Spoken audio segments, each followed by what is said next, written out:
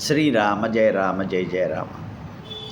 ఈరోజు లలితా సహస్రనామ స్తోత్రంలోని 16వ శ్లోకానికి అర్థం తెలుసుకుందాం. అరుణారుణ కౌసుంభ వస్త్రభాస్వత్కటీతటీ రత్న కింకిణికారమ్య రశనాదామభూషిత. ఇక్కడ అమ్మవారి యొక్క కటి ప్రదేశాన్ని వర్ణిస్తున్నారు. అరుణారుణ ఉదయించేటువంటి సూర్యుడి కాంతి, ఎర్రని వర్ణం. ఆ ఎర్రని వర్ణంలో అరుణారుణ కౌసుంభ. కౌసుంభం అంటే కుసుంభం అంటే బంగారు అని అర్థం. అరుణారుణ కౌసుంభ వస్త్రంట. ఎర్రని వస్త్రం, బంగారుపు అంచు కలిగినటువంటి ఎర్రని వస్త్రం ధరించి ఉన్నది. ఆ కటి ప్రదేశం మీద బంగారుపు అంచు కలిగినటువంటి ఎర్రని వస్త్రం ధరించి ఉన్నది.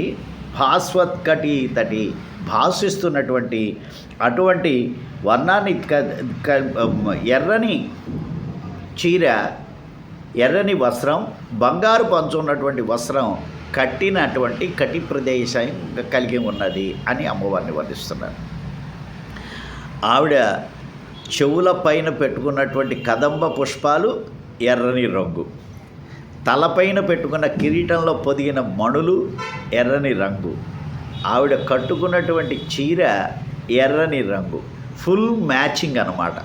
ఈ మ్యాచింగ్ అన్నది ఇప్పటిది కాదు, అమ్మవారి దగ్గర నుంచి వస్తున్నటువంటి విషయంగా మనకు కనపడుతోంది. రత్న కింకిణిక రమ్య రశనాదామ భూషిత. రశనాదామం అంటే పెళ్లి సమయాల్లో వరుడు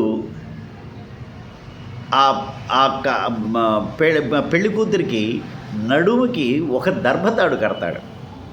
దాన్ని రశనాదామం అంటారు.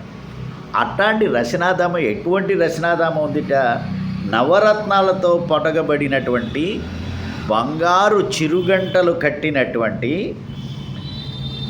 బంగారపు దర్భతాడు, బంగారంతో తయారు చేసినటువంటి దర్భతాడుట. అట్లాంటి దర్భతాడికి చిరుగంటలు కట్టి ఉంటుంది. అందులో మణులు పొదగబడినటువంటి చిరుగంటలు కట్టిన దర్భతాడు కలిగినటువంటి తల్లి. ఈ దర్భతాడు ఎందుకు కడతారు? ఆ పెళ్లి సమయంలో వరుడు కొన్ని మంత్రాలు చెప్తూ ఈ దర్భతాడిని తన కాబోయే భార్యకి కడతాడు. ఈ కట్టడంలో ఉద్దేశం ఏంటంటే, గర్భస్థ దోషాలు ఏమన్నా ఉన్నట్టయితే అవి పోతాయి అని మంత్రపూర్వకంగా చెప్పేటువంటి మంత్రం దర్భతాడు కడుతూ ఉంటారు ఆ పెళ్లి సమయాల్లో. ఇక్కడ ఈ వాక్యాన్ని గనక పఠనం చేసినట్టయితే స్త్రీలలో ఉండేటువంటి గర్భదోషాలు పోతాయి అని. రత్న కింకిణిక రమ్య రశనాదామ భాసుర. ఈ వాక్యం ఒక్కటి చాలు. చక్కగా దాన్ని మననం చేసుకుంటూ ఉన్నట్టయితే గర్భస్థ శ్లోకాలు పోతాయి అని ఈ వాక్యంలో మనకి చెప్తున్నారు. శ్రీరామ జయ రామ జయ జయ రామ.